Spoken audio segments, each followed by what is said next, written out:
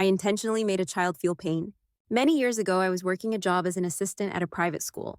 There was a little boy there with major behavior problems kicking, cussing, being destructive, etc.